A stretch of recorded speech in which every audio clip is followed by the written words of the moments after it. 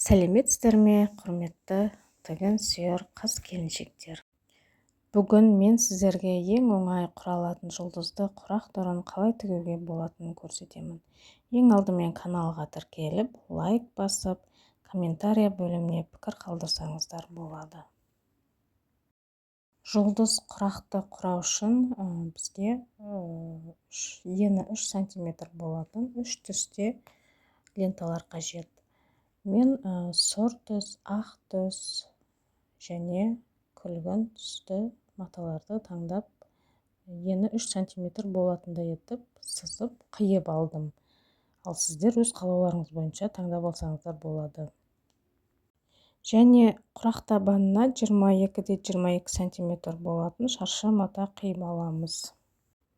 Құрақтың көзіне, яғни ортасына 4-4 см шаршы етіп маталарды қиып аламыз. Бізге қажеті ақ түстен 4 дана, сұр түстен 2 дана, күлгін түстен 3 дана қиып алсақ жеткілікті. Яғни бұларды құрақтың ортасына қойып тігеміз.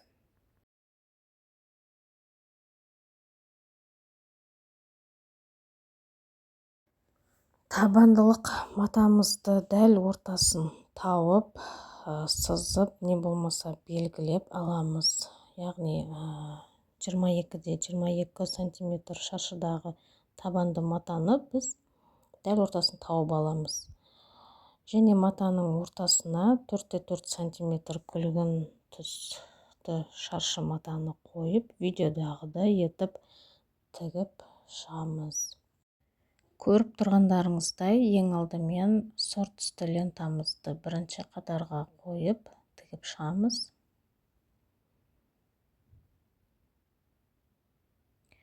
Одан кейінгі қатарға ақ түсті лентаны қойып тігіп шығамыз.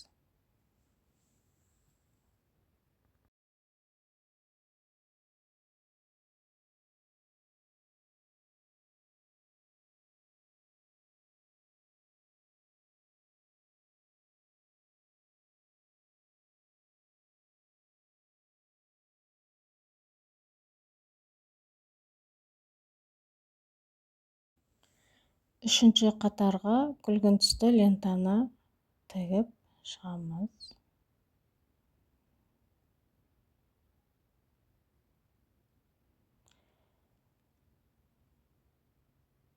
Төртінші қатарға да күлгін түсті лентаны қойып тігеміз. Дәл осы процесті, тігілу процесін жалғастырып, аяғына дейін дәл осылай тігіп шығатын боламыз.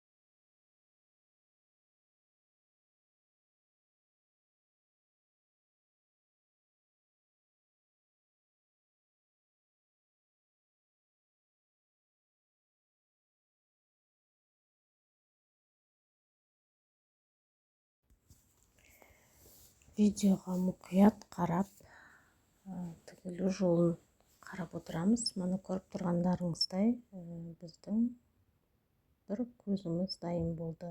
Міне. Дәл осындай етіп біз 2 дана тігіп аламыз. Міне қараңыздар, қандай әдемі болып шықты.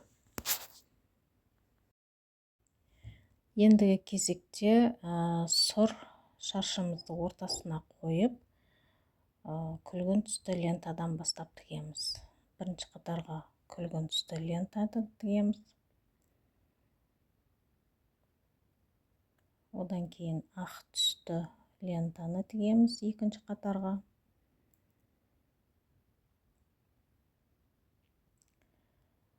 Үшінші және төртінші қатарға сұр түсті лентаны тігіп шығамыз. Осы тігілу процесті осылай жалғастырып, аяғына дейін тігіп шығамыз.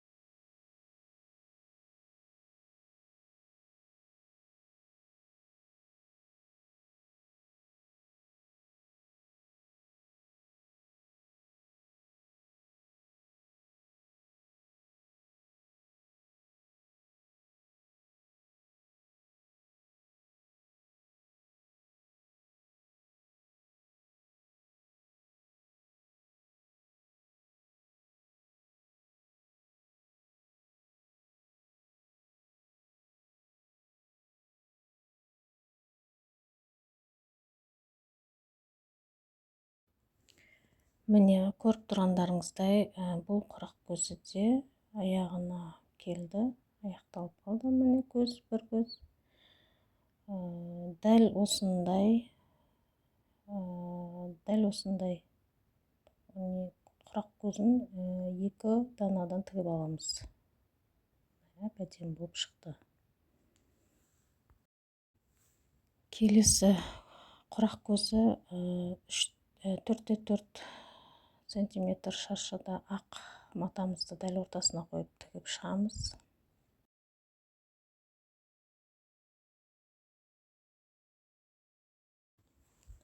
Одан кейін бірінші қатарға сұр түсті лентаны жүргізіп тігеміз. Екінші қатарға да сұр түсті матаны. Содан кейін үшінші мен төртінші қатарға ақ түсті лентаны тігетін боламыз. Дәл осылай аяғына дейін тігіп шығасыздар.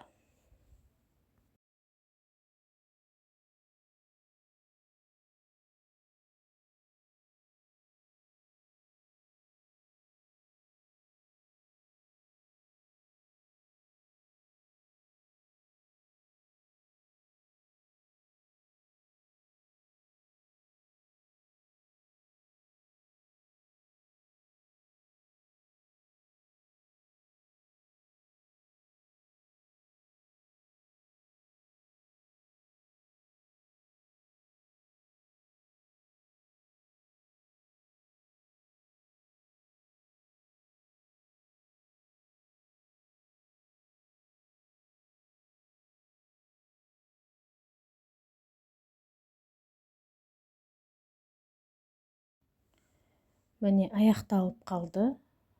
Қарап тұрғандарыңыздай, ақ пен сұр матадан тігілген құрағымыз. Дәл осындай екі дана тігеміз. Бізге екі дана керек дәл осындай түрінен.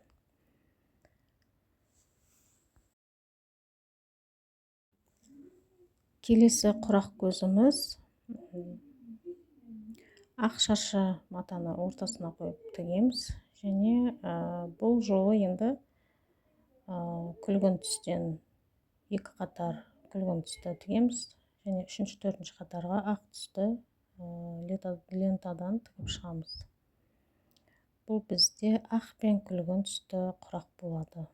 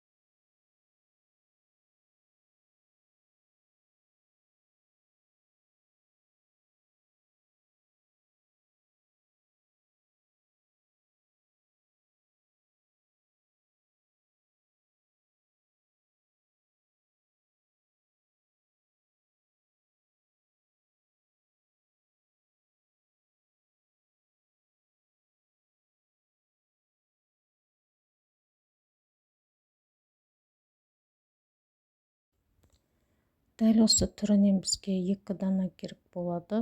Біз әрбір тігіп жатқан құрағымызды байқағандарыңыздай 2-2 данадан тігіп жатырмыз.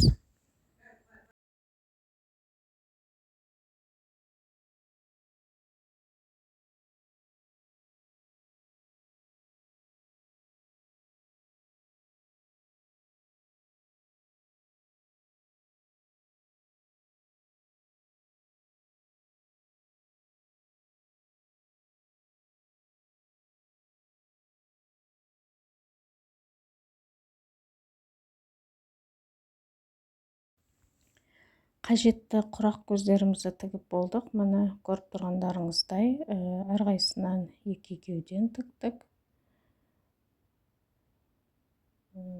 Күлгінмен ақ түс, сұрмен ақ түс. Міне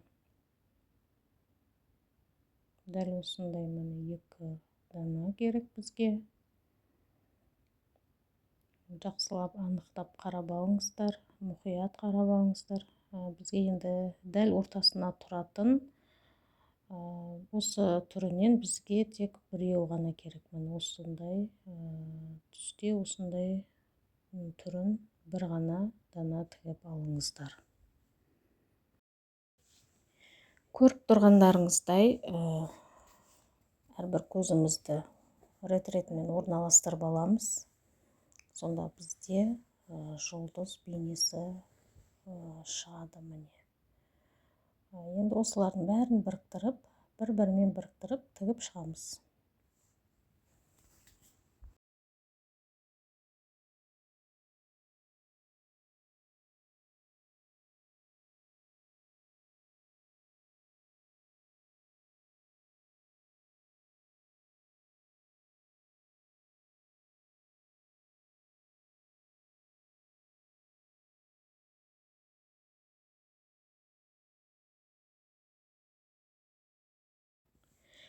Міне нәтижесінде бізде әдемі жұлдызша құралған құрақ, көрпешеге болмаса жастыққа арналған жұлдыз құрағымыз дайын болды.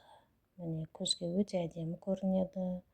Тігілу жолы да қиын емес. Сіздерге де ұнады деп ойлаймын. Осыған қарап тігіп үйренсеңіздер болады. Видео ұнаса соңына дейін қарап, каналға тіркеліп, лайк басып, қоңыраушаны басып, пікір қалдыра кетіңіздер. Сіздермен болған мен Гүлнұр Мырзакерім қызы. Келесі кездескенше сау болыңыздар.